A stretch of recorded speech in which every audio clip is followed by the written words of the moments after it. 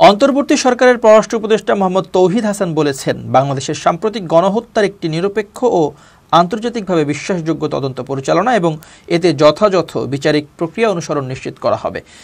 রোববার পররাষ্ট্র মন্ত্রণালয়ের এক বিজ্ঞপ্তিতে কথা বলা হয়। ক্যামেরুনের রাজধানী ইয়াউন্দে অনুষ্ঠিত ওআইসির 50তম পররাষ্ট্রমন্ত্রী পর্যায়ের কাউন্সিলে তিনি একথা বলেন। 29 এবং 30 আগস্ট ইয়াউন্দে অনুষ্ঠিত সিএফএমে বাংলাদেশের 2 সদস্যের প্রতিনিধি দলের নেতৃত্ব দেন পররাষ্ট্র উপদেষ্টা।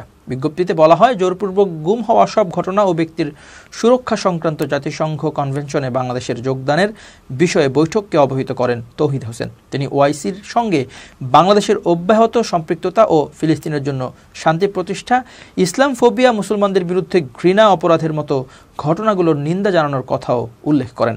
পররাষ্ট্র উপদেষ্টা আরও বলেন, বাংলাদেশের পরিবহন ও যোগাযোগ অবকাঠামো শক্তিশালী করে ঢাকা ওআইসির সদস্য দেশগুলোর সঙ্গে আরও বাণিজ্য ও বিনিয়োগে যুক্ত হতে আগ্রহী।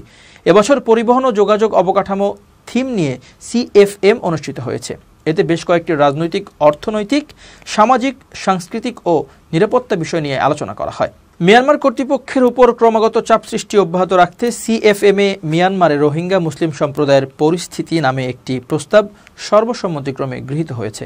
বাহরাইন, সৌদি আরব, তুরস্ক ও পাকিস্তানের পররাষ্ট্রমন্ত্রীদের সঙ্গেও বৈঠক করেন পররাষ্ট্র উপদেষ্টা।